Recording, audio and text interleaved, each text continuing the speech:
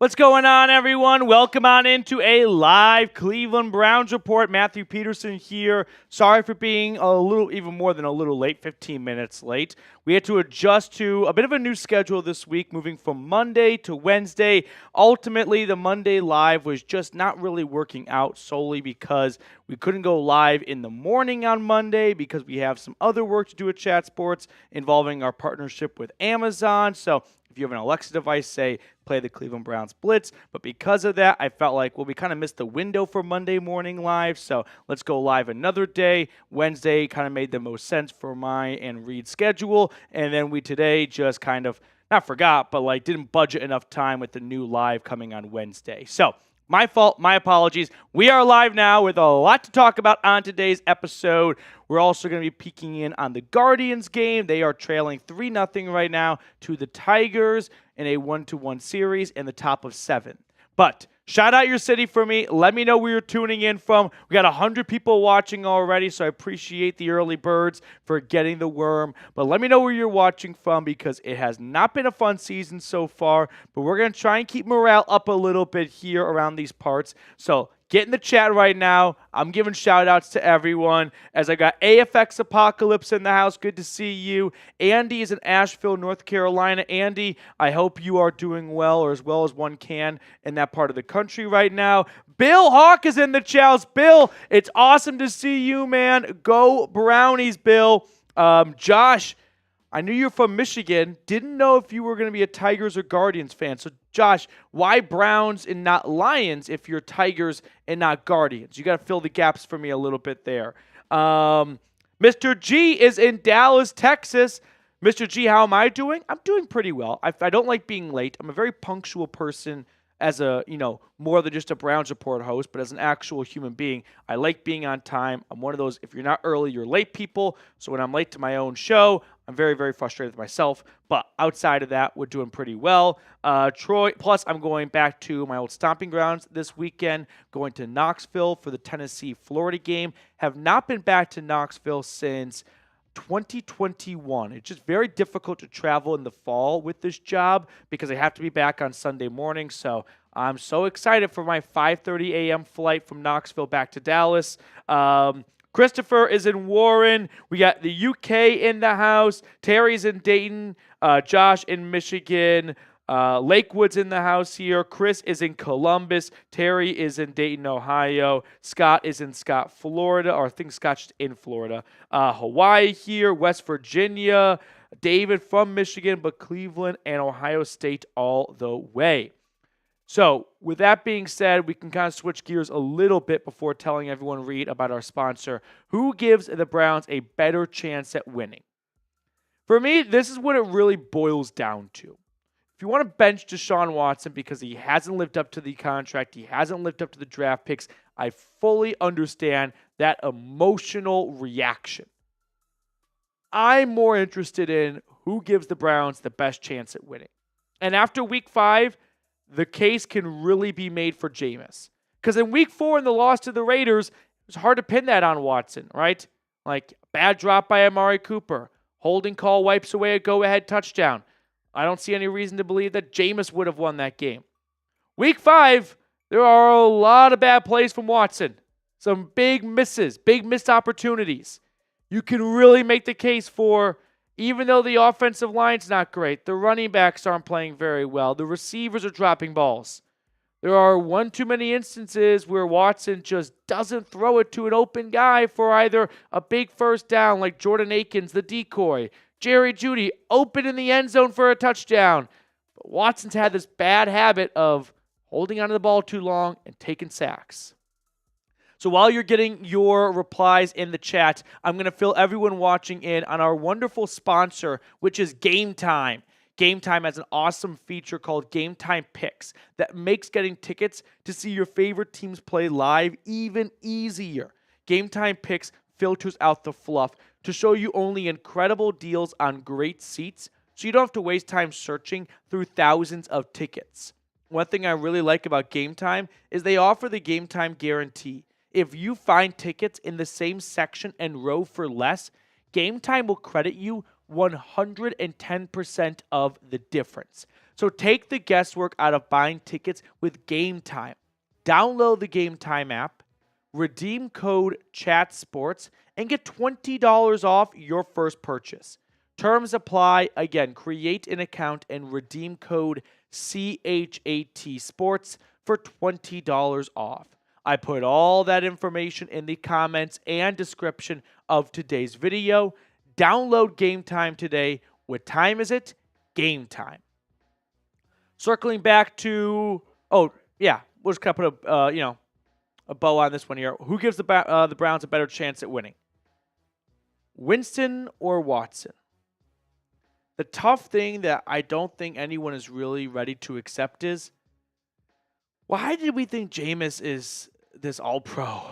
Jameis is a lot of fun, don't get me wrong, and he had a good kind of run in Tampa, and then he had a nice 5-game stretch in New Orleans before a torn ACL. But I think there's a reason why when Jameis came back from that injury and was healthy, they didn't go back to him, right? They stuck with Andy Dalton over Jameis Winston. They went out and signed Derek Carr to a $160-ish million contract. I think that needs to be remembered a little bit. I just feel like people are going to, unfortunately, just be so excited to move on from Watson that they're going to be let down when Winston is not the savior they're thinking he will be. I agree. I think when you have, for so long, you're like, I'm expecting good quarterback play out of my quarterback, and you're not getting it. Yeah. The human mind goes to, all right, what's next? Mm-hmm. What else can we do?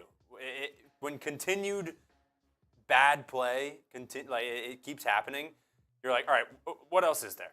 And you trick your mind into thinking whatever else is there is better. For me, that's not always the case. This situation is kind of reminding me of last year in New England. Right? There was so much talk. Are they going to bench Mac Jones? They're going to bench Mac Jones. They bench Mac Jones. Bailey Zappi time. I don't think Bailey Zappi's any better. Might not be worse. I don't really know if you can really notice a difference in terms of the overall team play.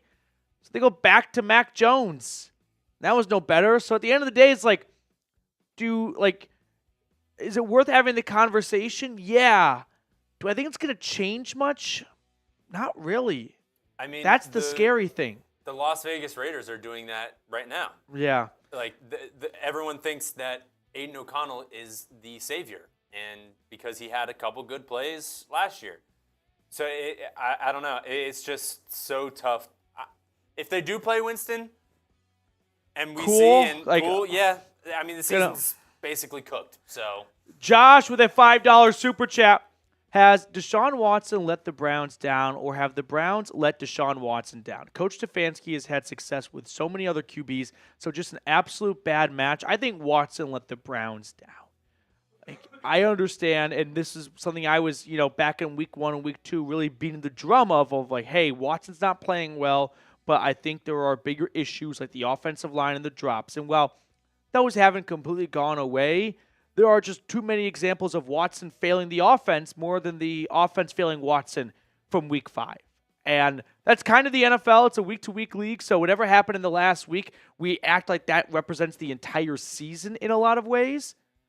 And watch the Browns come out somehow, although I don't think they're going to play well against the Eagles. I don't say terrified, but the Eagles off a bye at home, and they're hungry to get back on track because they've had a funky start to the year for their expectations. They may be licking their chops at, here's a team limping in that doesn't have much confidence in themselves. We're going to jump all over them. I'm pretty scared for Sunday. I think Sunday might be worse than this past Sunday. So I would say, Josh, who, by the way, I appreciate your super chat a lot, Deshaun Watson let the Browns down more than the other way around. Bill Hawk Holber with a $5 super chat. Thank you, Bill.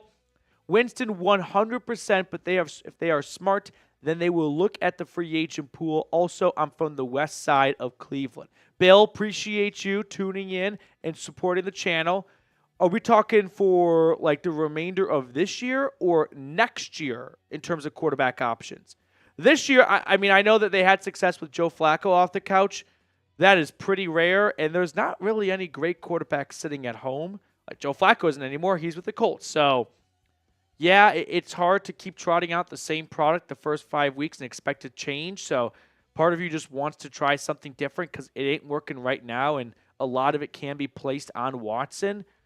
I just am afraid that we had this image of Winston in our minds, and it's going to go down the drain real fast. And then we'll be like, let's go back to Watson, and that's going to be a circus. It's already a circus. That's going to be a circus within the circus. All right, last question before we jump into a couple of our segments for today's show. Would you trade Amari Cooper for a third-round pick right now? Yes or no? Go. I want to say yes. I want to say yes. I want to try and get as many draft picks for next year as possible. You're back in round 1. If you get a first, a second, and 2/3, you get 4 picks in the top 100. You could make some noise there, right? If you hit on those picks, you could hopefully set yourself up for not a rebuild, but a quick retool, and you still keep a big piece of your core intact, right? Myles Garrett, Denzel Ward, JOK, David Njoku, and you just start to go a different direction on offense, rebuild the offensive line, probably have to, as you got Ashton Genty. Oh, that'd be a lot of fun. That'd be a lot of fun. And you just kind of go a different direction offensively, while still keeping a handful of key core pieces where they are right now. I would do it. I'm not trading Myles Garrett. The reason why I'm not trading Myles Garrett is not even 1 or 2 reasons. It's a pretty long list of reasons. It's like Martin Luther. For starters, the emotional side of you don't trade away the greatest player in your franchise history in the prime of their career. The year after he wins NFL Defensive Player of the Year, you don't trade him. Like from the emotional side, you don't trade him. But obviously, this is a business. We can't make our decisions purely based off of emotions, although I do think emotion should factor in a little bit because the Browns have been such an analytically driven team that the numbers said this would work out great. Is it working out great right now? Not really. So maybe a little bit of emotion to be put into it, but from a less emotional based but informationally based driven reason to not trade Garrett. If you trade Myles Garrett, the first thing you're going to do is, 1, try and replace him in the draft. And you're not going to be successful in that because you're not going to find someone nearly as good as Garrett. They don't have to be better than Garrett, but they have to be in the same category. You're not going to find someone in Garrett's category. Why? He's NFL Defensive Player of the Year. You are hoping to win the lottery again. And not even win the lottery again, because when you got Garrett, you got the first overall pick. You think you're going to get the first overall pick from someone this year for Myles Garrett? You think the Patriots or the Jags are going to trade you pick number 1 for Myles Garrett right now? No, they're not. You know what team would? A contender who's going to be picking 24 or 25. Hard to find Myles Garrett's in that area. Very difficult. Very rare. That's a lottery. That's not a lottery you should all count on. That's why I'm not interested in trading Myles Garrett. Coming up on today's show, latest news and rumors around Deshaun Watson and Kevin Stefanski making a decision as to whether or not they will bench number 4. Some trade rumors I want to hit before the NFL trade deadline gets too close. And then a mailbag. So if you have any questions at all, hashtag Browns or super chat like Josh and Bill have done. If you super chat, we'll throw it on screen for everyone watching to see. So we are watching bottom 7, and Ramirez just caught out number 2. Still 3-0 Tigers. Okay. If we are ready to jump into a live Cleveland Browns report for our first segment, hit that thumbs up button. We've got 178 people tuning in right now, but only 29 likes. Way too big of a gap between those two numbers. Can we get ourselves to 40 likes? We're 10 likes away. It would really help grow the channel and support the channel, which I know might seem like that because it's just liking a video, but trust me, it really does help feed the YouTube algorithm to show this content to more Browns fans elsewhere. 34 likes. There we go. We're at 41. Love to see it. Thank you to everyone who just liked the video. Okay. Are we ready to jump into a live Browns report? Okay. Let's get into it. Let's talk about the latest Browns. 1 second. I just want to get my notes in order because we have a lot of ground to cover on this first segment. Here we go.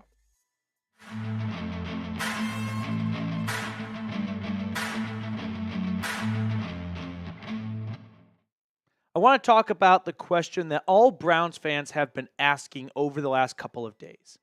Can Kevin Stefanski bench Deshaun Watson even if he wanted to? Or is that something that's just above his pay grade, even though he is the head coach? Stefanski announced on Wednesday to the media that there has been no thought of benching Deshaun Watson. On Monday, he said that while he understands the question, that is something that him and Andrew Berry and Haslam and the Browns front office would have to make together. And I really wonder how much of a together decision that is versus Stefanski is kind of a puppet for Jimmy Haslam in terms of playing his $230 million quarterback that Haslam was very gung-ho in terms of trading for. He even offered to fully guarantee the contract after Watson eliminated the Browns from his list of suitors when he was looking to get traded back in March of 2022. But I think in order to really answer that question in terms of whether or not Stefanski can bench Watson, we have to travel back in time. As a student of history, I do think it's important to go back in history a little bit and go back in time to when this trade was just a little thought in a couple of Ivy League minds in Berea. First thing, I think Stefanski was over Baker Mayfield. And I think that is the beginning of somewhat the end of the video, which is whether or not Stefanski can bench Watson. In order to get to this stage, we have to understand how we got there by looking at what was the divorce of Baker Mayfield and the Browns. And that divorce really started with Baker and Stefanski, right? I mean, sure, Watson and Stefanski, I think, was a vocal part in trying to go get Deshaun Watson and make this trade happen because he was over Baker Mayfield being his starting quarterback. I don't think Stefanski was leading the charge to get Deshaun Watson to Cleveland, but I do think that he was not instrumental, but I do think there have been too many people that have tried to say Stefanski never wanted Watson. He was forced into this. Doesn't really look forced into it to me, because I think he was happy to move on from Baker, right? There were a handful of things that happened in Baker's last year that have somewhat been forgotten about, right? Remember when the Browns had that ugly win over the Detroit Lions? Baker didn't speak to the media. That's not something that you move on from a quarterback for, but that's just a breadcrumb. And what would be a decent-sized piece of bread for why the Browns were fed up with Baker and decided to make a change. I mean, for starters, there was, actual evidence of Baker and Stefanski not agreeing and not getting along. Baker criticizing the Browns for allowing TJ Watt to dominate rookie James Hudson. How do you think that's going to sit with the coaching staff? There's not a lot of things that we can give credit to Watson for, but he hasn't really been throwing people under the bus, okay? Baker, after the close win against the Ravens, got conservative. We need to put that team away, questioning Kevin Stefanski's play calling. There were a lot of things there in that final 2021 season that were glaringly obvious that this is not a great match at the moment and that these two sides need to figure it out. Mary Kay had a bit of a bombshell article way back when talking about the divorce of, before the divorce of Baker and the Browns in January of 2022. So right at the end of the 2021 season, in an article where she wrote, Mayfield's issues with Stefanski bubbled below the surface most of the season, with Mayfield feeling like Stefanski play calling didn't always put him in position to succeed or play to his strengths, sources told Cleveland.com. The rift between Mayfield and Stefanski wasn't necessarily evident in the building, but more of a low-key vibe permeating the offense. And then we've got, when the divorce did actually happen, Kevin Stefanski declined to say whether or not he said goodbye to Baker. So I think it is fair to say Baker and Stefanski at the end were not a great fit. They didn't seem to mesh well together. So what I'm not going to agree with is this idea that Watson was forced onto Stefanski. I think Kevin Stefanski, in agreement with Andrew Berry, felt like Baker was holding them back.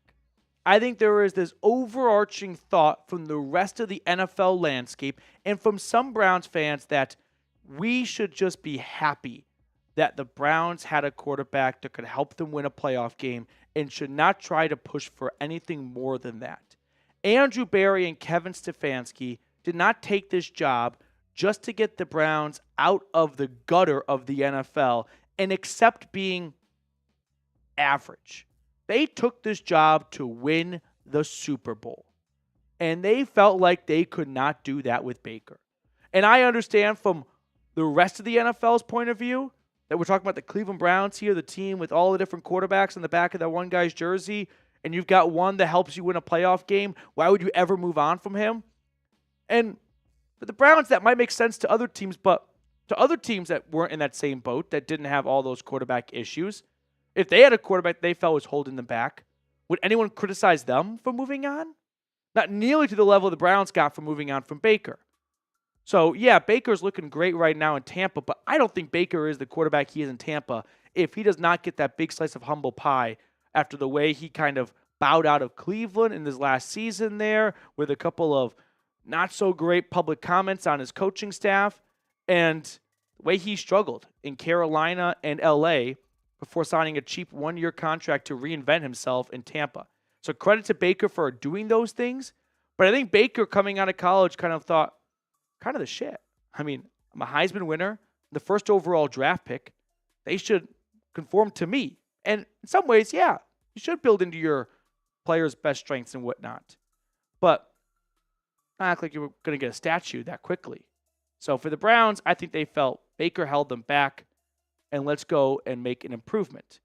And Deshaun Watson at the time definitely looked like an improvement. So we're going to talk about that next stage in just a second here. But first, I got to fill everyone watching in on Game Time. Game Time is a new feature called Game Time Picks that makes getting tickets to see your favorite teams play live even easier. Game Time Picks filters out the fluff to show you only incredible deals on great seats, so you don't have to waste time searching through thousands of tickets. I really like that Game Time gives you an all-in price option so you can see what you're paying out the door before you spend 30 minutes searching for the best value. Take the guesswork out of buying tickets with Game Time. Download the Game Time app, create an account, and redeem code CHATSPORTS for $20 off your first purchase. Terms apply. Again, create an account and redeem code CHAT Sports for $20 off. Download Game Time today. What time is it? Game Time. Let's move on to the next step in our path down memory lane. Look at this through the eyes of Andrew Berry for a second. I think Berry led the charge to get Deshaun Watson. I think from Andrew Berry's perspective, he felt like we can make an improvement at the quarterback position, and that is the last question mark we have because at the time, the Browns roster was looking uberly talented. Myles Garrett, Denzel Ward, David Njoku, Nick Chubb, great offensive line. We just have one squeaky wheel. We don't really think this quarterback can actually get us to the Super Bowl. And I don't mind having a front office that is always striving to improve and not just accepting what they think might be mediocrity. So that gets us to this. Andrew Berry, when he had the introductory press conference with Deshaun Watson, saying this really was a 5-month odyssey. He mentioned the word odyssey twice. Well, the Browns traded for Deshaun Watson on March 22nd. So February, January, December, November, October. The Browns were looking to upgrade from Baker Mayfield 2/3 of the way into the 2021 season.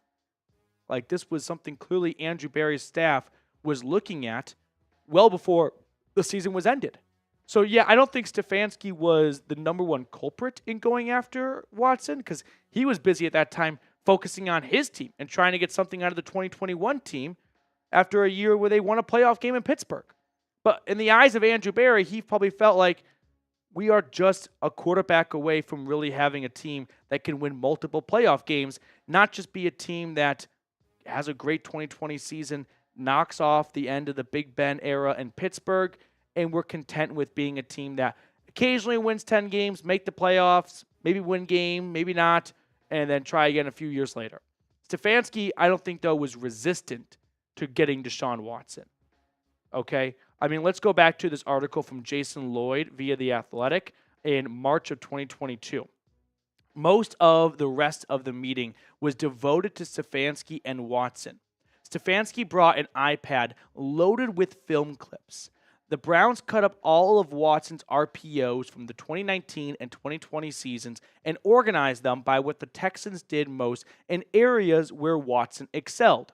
Stefanski sat the iPad between the two of them and showed a play the Browns ran and then followed it with a clip of Watson doing the same thing with the Texans. That to me does not sound like a head coach who doesn't want Deshaun Watson. So I reject the idea that Stefanski was just a bystander in this entire Watson trade. Barry definitely led the charge on it, and that's the job of the GM. But Stefanski, I think, was fed up with Baker and was happy to have a great quarterback up until the last few years, which obviously hindsight's 2020, but at the moment, step into this offense. Was it going to be a great fit schematically? No, I don't think Watson at the time or anyone tried to say these two are a perfect mesh for what Stefanski likes to do offensively and what Watson's skill set is. But they're pros, they're professionals, they should be able to figure it out. So that, I think, gets us to present day, which is, can Stefanski bench Deshaun Watson? I mean, when the Browns first pursued Deshaun Watson heavily and Watson shot them down, the next day, Barry called back and said, what if you fully guarantee the contract? The Panthers wouldn't do that for the final 2 years of that deal. Really came down to Atlanta and Cleveland. Falcons tried to win him over with nostalgia since Watson's from the Atlanta area. And ultimately, $230 million guaranteed was good enough for Watson to say yes to Cleveland. But if we want to talk about whether or not Stefanski can bench him, I think $230 million is something that Haslam is going to have a say in. And that's frustrating for Stefanski. I don't think he's necessarily a hostage right now, but if he is, can he blink in Morse code during his next press conference? Because he somewhat seems to be in full defense of not benching Watson, but maybe he's just being a really good actor and adult and pro about handling the situation, knowing this is the situation I'm in right now, and I've got to make the best of it, rather than kind of having a piss-poor attitude and letting that seep through the building. So I really want to give Stefanski credit for handling what maybe something out of his hands pretty well. So Haslam, I think, has the final say in Watson, starting or not. So the big question that I think everyone really wants to know is, what the heck happened to Deshaun Watson? How did he fall off from his time in Houston to 3 seasons in Cleveland now where he's played 16 combined games, 16 total games, 17 games over 3 different years? For me, I think one thing that really jumped out to me was what was said in an interview with Aditi on the Ultimate Cleveland Sports Show, and she really did her best to not spell it out, but someone hinted at maybe a lack of preparation for Watson. And then I've got Commanders defenders saying that they don't think Watson looked confident in his decision-making on Sunday. And for me, I think both those things may have a lot of truth to them, that Watson may have just completely lost his confidence after not playing great football for 4 years and somewhat just lost his rhythm and lost his way. And in the NFL, it's a game that moves very, very quickly, and it's a game that evolves year after year. It's tough to just find old magic from 4 years ago. And now it's been that long since Watson played at a high level. So that's going to do it for us on an extended video today. Hope you guys enjoyed it. If you did, give us a big thumbs up. Would greatly appreciate it. Help grow the channel immensely. So if you are a fan of the channel, subscribe, like the video. I also want to give some quick shout-outs to the Brown and Orange Club. Tim Green, Mike Dibble, Jeremy Stallman, Slow But Sure, David Botner, Jared Brandt, James Harper, Papa T, Joseph Deporte, Mike, Ray Bidding, Dr. No, Eli Green, John Porter, Scorpion, Max T, and Jacob Bate. Thank you guys so much for supporting us here. And if you want to get added to the club, $100 super chat, and we'll toss your name on screen.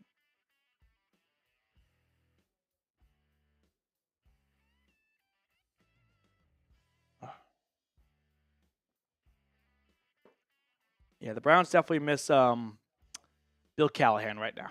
That was the first thing I saw from Bend the Gray when I looked down the chat. We're going to have a mailbag later on, so if you have any questions at all, use hashtag Browns to ask your questions or super chat like Josh and Bill have done, and we'll toss your question on screen for everyone watching to see. So really appreciate those of you that interact with us here. It's awesome to have a nice two-way conversation. It's not that fun just talking to the camera, talking to myself every single day, so I always love to get the audience involved as much as possible. Next up on the show, we're going to look at some trade rumors, talk about the latest going on in that sphere leading into the NFL trade deadline as the Guardians go into their final 3 outs, trailing 3-0 to the Tigers going into the top of the 9th inning. Are we ready to jump into the latest trade rumors for the Browns? All right, let's get into it.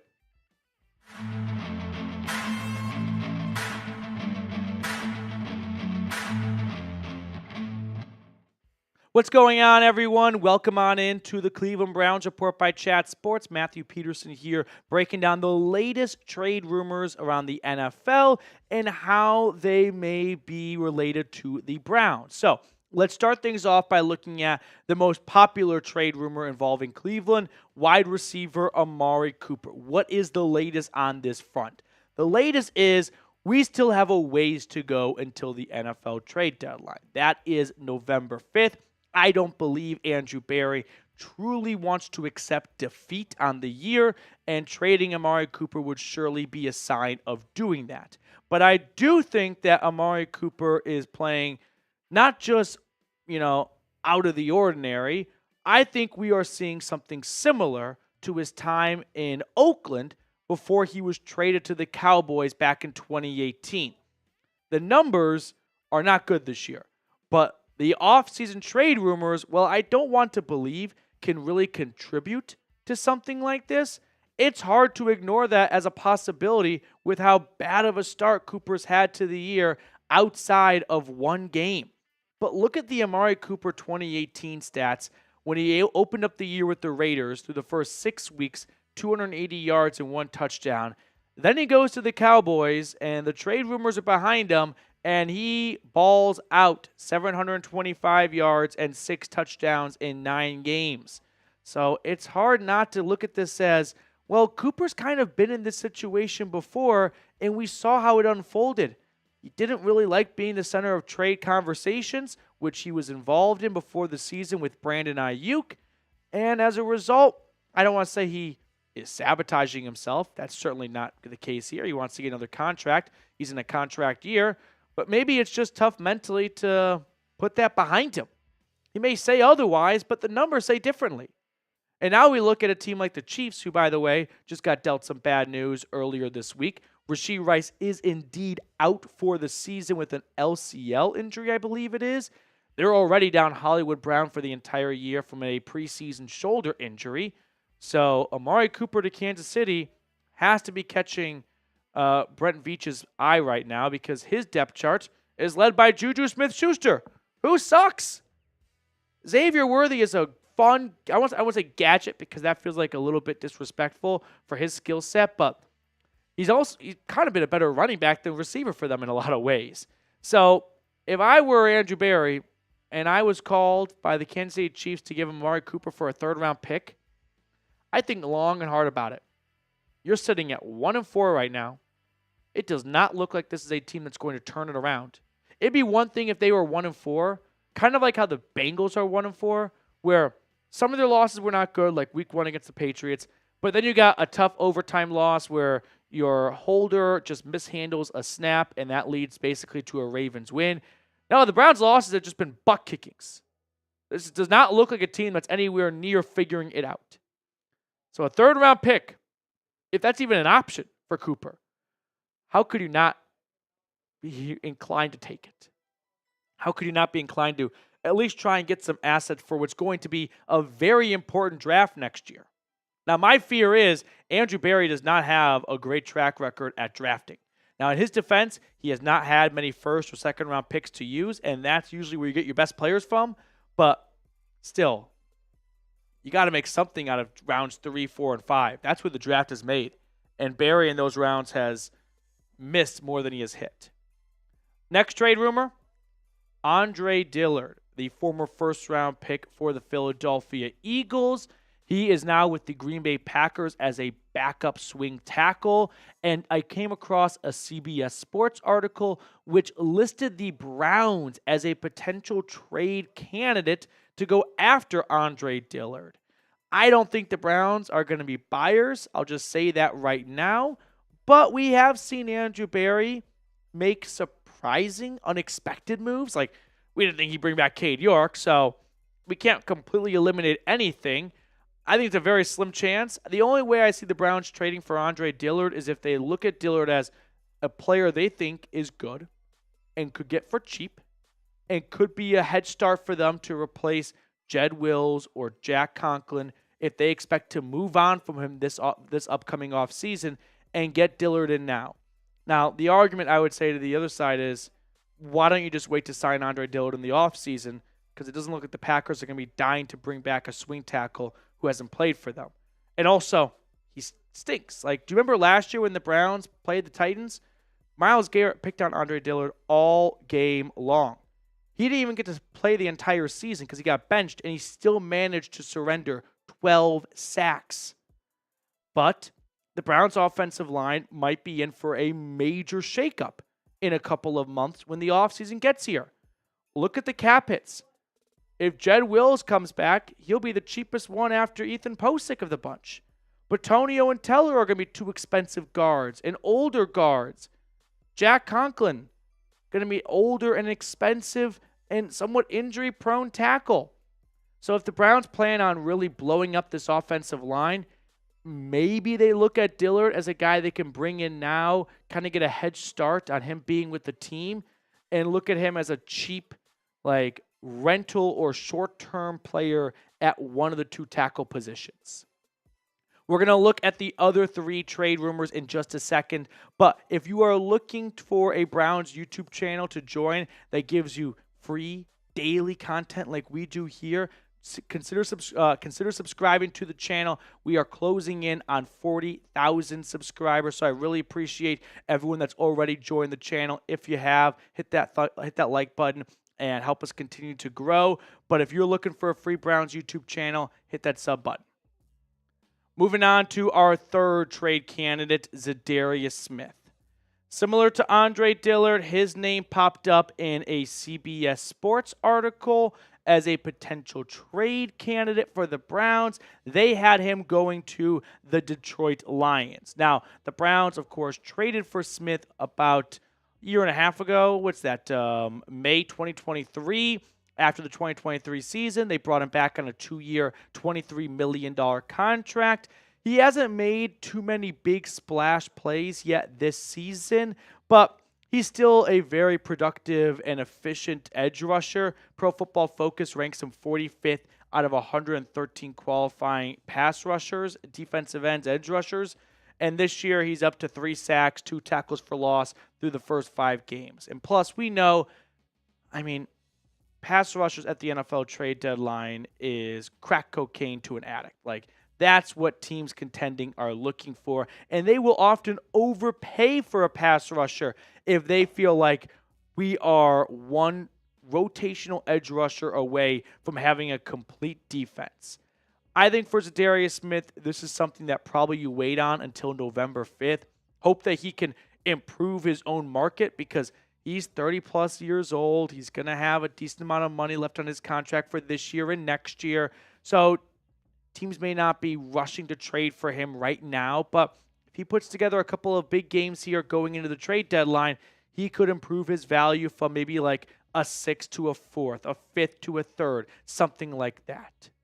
Before we look at our last 2 trade targets and candidates, really quickly, a shout out to our sponsor, which is this awesome deal over at Fanatics, where you can get a Browns hat and t-shirt combo, 25% off when you use code chatsports.com/CLE combo. So if you want to get some new Browns gear in your closet without breaking the bank, save a lot of cash, while also getting not just a hat or a t-shirt, but getting both items 25% off. All right, let's move on to our final two. It's a pair of defensive tackles for the Browns, Shelby Harris and Dalvin Tomlinson. Let's somewhat lump them together because there are some similarities between these two guys. We can start things off with Shelby Harris, who in the offseason signed a 2-year, $9 million contract. Now, what I want you guys to pay close attention to for Harris and for any player over the next couple of weeks that might get traded, everyone say it with me. We look at the base salary. We do not look at players' cap hits. A team does not take on a player's cap hit. They take on the remaining base salary. If a player makes $10 million in base salary, take that $10 million, you divide it by 18. They get 1/18 of that $10 million every single week, a check in the mail, probably direct deposit. Okay? When we are 5, 6, 7, 8 weeks through the season, a team has already paid out 5/18, 6/18, 7/18 of their base salary. So a team trading for that player is only acquiring the remaining money on the base salary that has not been paid out. So that's why some teams like to wait right till the trade deadline, so they have to pay one less check to that player and let the previous team pay one more check to that player. So when it comes to Harris and Tomlinson, I think both these players are potential trade candidates for the Browns because teams like to add to their defensive line similar to the pass rusher position. And both of these guys have had really strong seasons so far this year. And both of these guys have low base salaries Shelby Harris has a low base salary. Tomlinson still has 2 years beyond this season on his contract, which is why I think if there's one guy that's more likely to get moved than the other, I would say Shelby Harris because he is a little bit cheaper than Dalvin Tomlinson. So for any team that wants to get a good defensive tackle without signing themselves up for a big payday in the future, Harris is your more likely option, right? Whereas Tomlinson, you're now attached to him for 2025 and 2026 because he's only in the second year of a 4-year contract with the Browns. You look at both players' stats so far this year. I think both players play positions that maybe don't pop up much in the box score, but they play important roles. And I think both guys have had strong starts to the year. I think their PFF rank reflects that. Both players in the top third of their position group. So once again, if a team is looking for a good run stopper that has solid pass rush upside, Harris and Tomlinson are going to be attractive names, and Harris being a little bit cheaper of the bunch. When it comes to these 5 players, here are my predictions. I think Amari Cooper is going to get traded. I think we should pass on trading for Andre Dillard. I think Za'Darius Smith will probably stay, but this one I could easily be willing to flip to going. I think Shelby Harris will go. I think the Browns are going to hold on to Tomlinson. He's under 30. He just turned 30 or he's under 30, but regardless, he's only in year 1.25. He's 1 year and a quarter into a 4-year contract. And he's played well. So the only reason why the Browns would want to move on from him is if a team gives him a great trade offer, in which is probably unlikely just given his age and his contract. No team's going to give a huge draft pickup for that. Whereas Harris is a lot cheaper. He's not here forever like Tomlinson hopefully will be for much longer. So Harris is a lot easier to move on from. So give me your trade prediction, though, for the 5 guys we talked about or anyone else. Let me know who you think could be going, who could be coming. Just get in the comment section. I want to hear from everyone watching right now. Before we sign off, quick plug here. Hit us up on Instagram, Browns Report IG. Trying to grow my Instagram presence over there. So if you're on Instagram, follow us, Browns Report IG.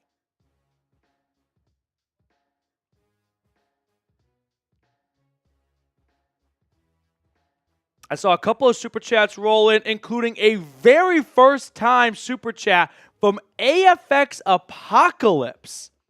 Longtime commenter, first time Super Chatter AFX. Ryan Chowdhury, though. Ryan, great to see you, man.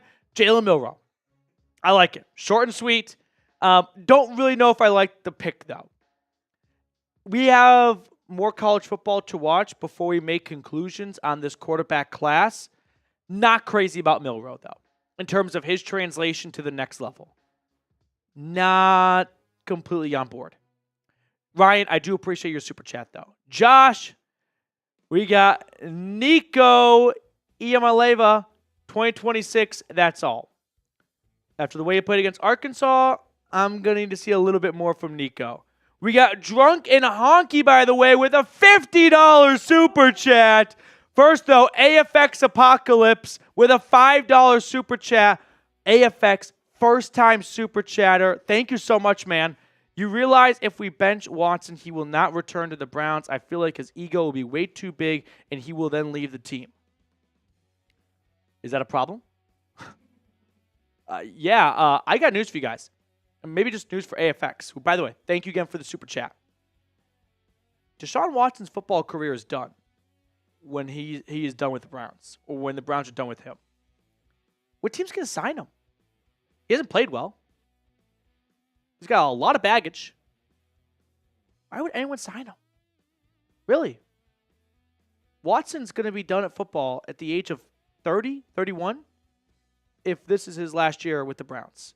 I don't see a single team signing him in the offseason. What GM would do that?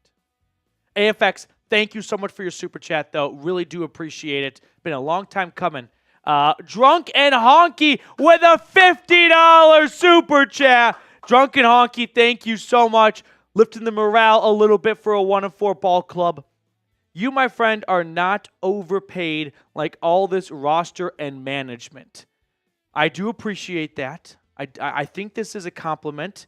I think it is. But yeah, I enjoy what I do. I love what I do. And I enjoy and love talking about the Brownies every day with you guys. So you can't put a price on that. Can't put a price on that. YouTube does, but to me, I love what I do. If I didn't love what I do, I wouldn't make all those videos at home on my days off when we get some news in town. But Drunk and Honky, thank you so much. Let's add Drunk and Honky to the Brown and Orange Club. $50 super chat. You can add it to the club. AFX Apocalypse, by the way, with another super chat. I've always wanted Jackson Dart. Again, same for Milrow. We need to let the rest of the season play out before we start to make hard, fast conclusions on some of these quarterbacks, because this isn't a loaded quarterback class. But I'm a little surprised he's not higher up on some big boards.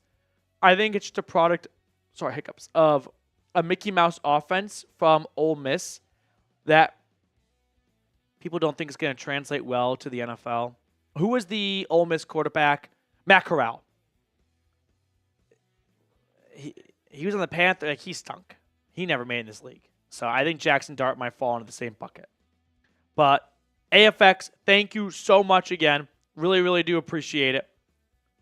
We have a mailbag coming up next.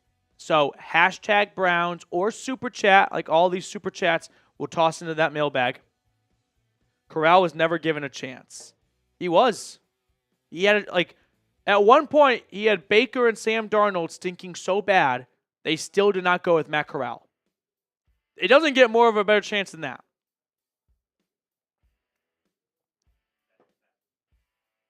I think he's saying, they didn't give him a chance. They literally didn't put him in. No, but, the chance is practice. Yeah. This isn't a charity, right? If you don't look good in practice, how are you supposed to play on Sunday? Was he hurt in preseason that year? Okay, I'll walk that back, AFX. I thought it was the next year. Still. I do remember him getting hurt. I thought it was the next year. But still, Corral's been around the league a little bit now. He's been to a couple of teams. Teams are passing on him for a good reason.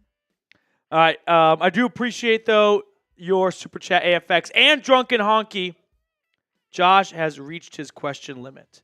So any questions you guys have, use hashtag Browns or Super Chat. Reed, let me know when you're ready, and we can jump into the mailbag here.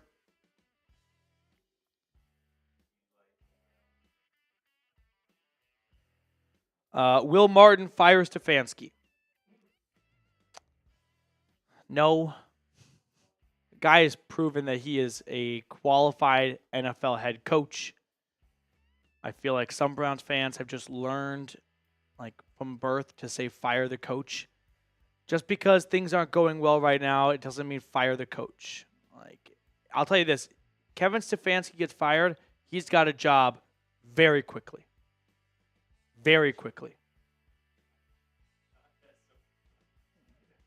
Okay, Josh, appreciate you. We had some super chats too, so we kind of mix some of those super chat questions in.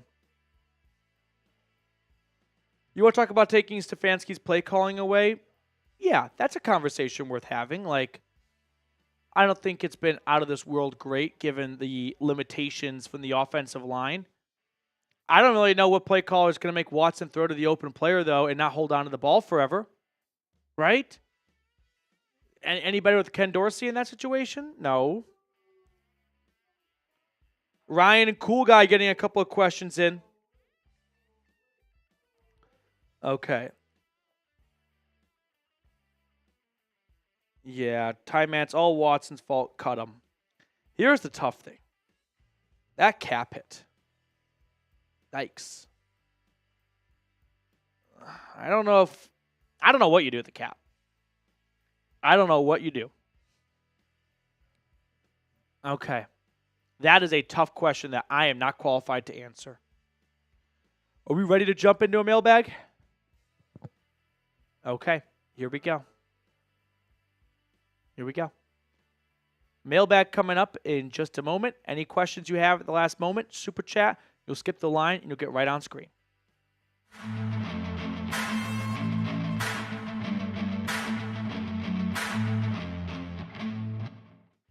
What's going on, everyone? Welcome into a Cleveland Browns Report mailbag. We're answering questions from our live show, which starting this week and hopefully moving forward will be on Wednesdays at 5 p.m. Eastern. So sorry for some of the moving around over the last couple of months, trying to find the winning formula here. So Wednesdays, 5 p.m. Eastern.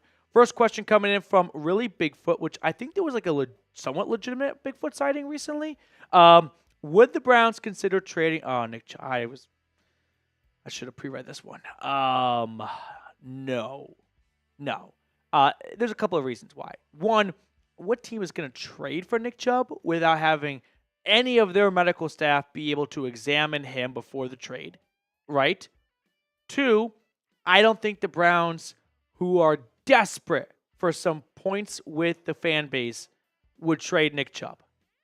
Like, they're not going to get much for him, so it's not worth just trying to get something for him, even if it is a lost year.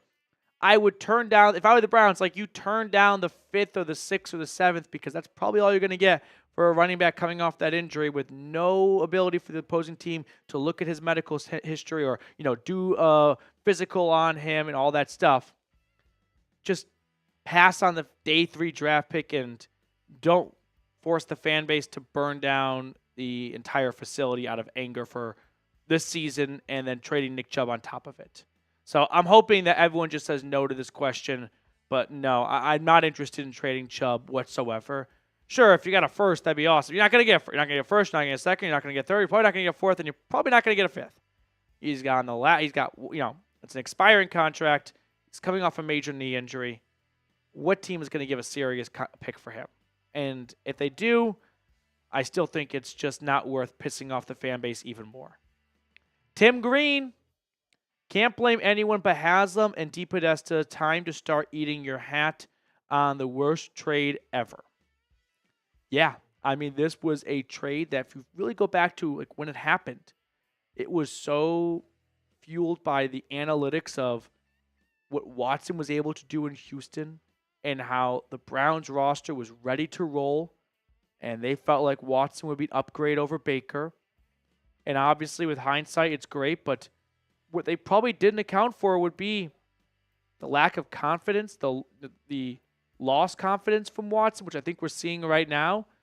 And then I'm not quite sure if there's a lack of preparation that goes into Sundays with having a huge contract, not feeling super duper motivated because he puts his ass on the line every single day, every single Sunday. But I do think that the human element was overlooked in this trade, and it was fueled purely based off numbers. And maybe that works most of the time, but this case didn't. Joshua Miller, has Deshaun Watson let the Browns down, or have the Browns let Deshaun Watson down? I think Watson has let the Browns down at this point. Yes, the offensive line's been bad. The receiver drops have been awful, but there are just one too many examples and cases and instances of receivers running open and Watson holding onto the ball for too long and taking a sack. Like at some point, there has to be just too much bad tape on Watson to overlook, which sure, bad tape elsewhere, but it starts with Watson. I think Watson let the Browns down at this point. Bill, Watson 100. Oh, Jameis Winston 100%. But if they are smart, they will look at the free agent pool. Here's my thing with Jameis. He's fun from afar. Not convinced that Jameis is this savior a lot of people think he is. I think there's a decent reason why the Saints never went back to Jameis when all they had was Andy Dalton on their roster. So, don't want to be the party pooper. I think this situation is giving me a lot of vibes of Mac Jones in New England. We can argue about Winston or Watson. Good chance they both might not play very well. Good chance they might go from Winston back to Watson. So, yeah, it's worth the conversation, I suppose. But just like in New England, when they went to Bailey Zappi, did it change anything? No. Was it kind of a pointless argument looking back at it? Yeah. That's probably what we're in the middle of right now. Excellent Gamer 34. We should draft Kelvin Banks Jr. or Will Campbell if the Browns continue to suck. If the Browns play better, then we should draft a weapon on the defense or offense. You agree? I do agree, actually. I do think if the Browns have a top 10 draft pick this year, they should go for one of these two stud offensive tackles. If they want to do a rebuild, it should start up front with the offensive line and work back from there. I don't think tossing a rookie quarterback behind a bad offensive line is going to do anyone any favors. I'd rather build up the offensive line first and attack quarterback maybe in the next draft. Hello, Arch Manning. And if they can all of a sudden go on a tremendous run, then yeah, let's talk about drafting another wide receiver or maybe drafting probably still want to draft an offensive tackle, to be honest with you. Either way. But yeah, excellent gamer. I do agree with a lot of this. We have some more questions to look at in just a moment, but first, a quick shout out to our sponsor today, which is Game Time. Game Time has an awesome feature called Game Time Picks that makes getting tickets to see your favorite teams play live even easier. Game Time Picks filters out the fluff to show you only incredible deals on great seats, so you don't have to waste time searching through thousands of tickets. One thing I really like about Game Time is you can get a bird's eye view of your seat before you purchase your ticket. That way you know exactly what you're getting when you spend your hard-earned money. So take the guesswork out of buying tickets with Game Time. Download the Game Time app, create an account, and use code CHATSPORTS for $20 off your first purchase. Terms apply, but again, create an account and redeem code CHATSPORTS for $20 off. I put all that information in the comments and description of today's video. Download Game Time today. What time is it? Game time. All right, getting back to some of the questions from our mailbag here. Where we left off. We left off of Kelvin Banks and Will Campbell, right? That's his name out of LSU. All right, don't worry. So more questions coming in. We've got Ryan Chowdhury. Jalen Milroe. Just Milroe. Milroe. No. I'm not going to make any hard, fast conclusions or opinions on this quarterback class until this college football season is over. We're just into October. I'm not going to make a determination as to yes to that quarterback or no to that quarterback just yet. As of right now, I don't think Milroe would be a very good fit for if the Browns keep Stefanski, what Stefanski's had success with from the quarterback position. And I don't think drafting a quarterback in round one, to me, it's almost like a save the baby, save the marriage baby. We're just going to hope that this next quarterback in round one can pick up with a ready-to-go roster. No, I think you need to retool. I think you need to go and get some surefire things like Kelvin Banks out of Texas or Will Campbell out of LSU. Joshua Miller, draft a left tackle in 2025 and quarterback Nico Iamaleava in 2026 with Winston as the bridge quarterback and DTR as the backup. Yeah. Sold. I'm on board. Like, I am on board with, and we can swap out Nico if a better quarterback comes up or something changes. It's a long ways away from now, but I'm on board with this plan. Like, the Browns made the playoffs last year with basically bridge quarterbacks playing much of the year. I'm on board with, let's kind of turn around the offensive line, and Jameis for the whole year from training camp OTAs onwards is your starter. And we saw Jacoby Brissett play pretty well in that role. Joe Flacco, like, you could swap out Winston with Flacco, and that'd be kind of funny. Well, although the Browns would never do that because that would mean admitting they were wrong about Flacco in free agency this year. So, yeah, Jameis, Josh, I'm on board, dude. Bill, what's going on? What about Chub? Is he going to play Sunday? We're filming this on Wednesday right now, so this might change by the time this video goes out. I'm hopeful, after being limited all of last week in practice, that we might get a full participation in at some point this week. And obviously, by the time this video comes out, you guys will know if we did or didn't. But I'm optimistic that we might see Nick Chubb on Sunday, although I feel like the Browns might just give him an extra week and let his first game back be when they return back home, although they are desperate as they come for a win, so they may not, get too cutesy with it like that. AFX Apocalypse. You realize if we bench Watson, he will not return to the Browns. I feel like his ego will be too big and he will leave the team. Fine by me. This is Watson's last chance in the NFL. What team is ever going to sign him after this season? He's got way too much baggage for how poor of a player he's been this year to make it worth it. So, for Watson, if he has any aspirations to continue playing in the National Football League, this is it. This is his last stand. Now, maybe he doesn't. He's got a lot of money in the bank, and he can just live his life elsewhere, travel the world, go to Saudi Arabia. But this is his last chance in the NFL. Hey, it's Nash. What's going on, Nash? I had asked a question a while ago about trying out Kareem Hunt for the Browns to at least bring him in for some workouts. Looking back at that now, I am so upset we didn't. I'm a little surprised to see how strong of a start he's gotten off to in Kansas City. I guess for starters, that's the Chiefs for you. Like, that's just what having a great nucleus of a coaching staff with Andy Reid can do with players. 2, what does Andy Reid take the most pride in of all? It's not Mahomes, it's the offensive line. That is Andy Reid's thing. Andy Reid stalks. Like, how the Falcons owner, Arthur Blank, you always see him on primetime games stalking the sideline. Andy Reid does that for his offensive line. He makes sure that his offensive line is playing the best they possibly can. So any running back there, whether it's Kareem Hunt or 7th-round pick Isaiah Pacheco, is going to be in a good spot with head coach Andy Reid taking so much pride in his offensive line. Last question coming in from Cool Guy. What do we do if the Browns don't re-sign Chubb? Will they go and get a running back in the draft like Genty or someone else? Let's see how Chubb plays this year before we get to that point. I mean, maybe he plays well and the Browns and Chubb agree on another one-year contract. I think Genty's going to be a first-round pick. I think he's going to be a first-round pick that goes most likely between 10 and 20.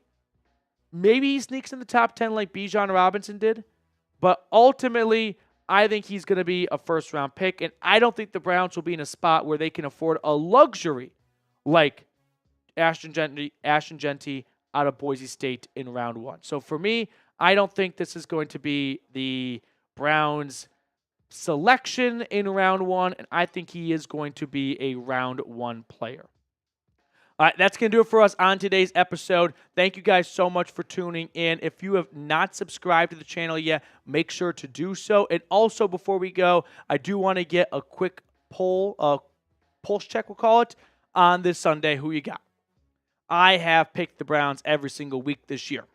I have been wrong all but 1 week. I'm picking the Eagles. Hopefully that's just me reversing the curse on them. But the Eagles come off a bye. The Eagles are hungry for a win because they have been disappointing so far. There is a lot of blood in the water surrounding the Browns. I think the Eagles might make it worse than the Commanders did last week. All right. Appreciate everyone for hanging out with us for another live show. Kathy, kudos to you for picking the Browns. Teresa is here. Teresa, it's been a long time. Good to see you.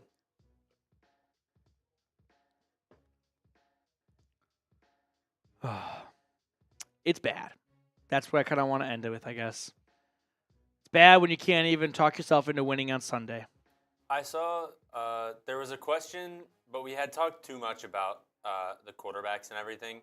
But there was a question about, is it for sure Winston? Or could DTR be the guy? It's Winston. Okay. We are going to sign off. We'll let you guys get back to the rest of your Wednesday evenings. I appreciate everyone for tuning in. Thank you guys again for hanging out with us. And for everyone that's super chatted especially, thank you so much for supporting the channel.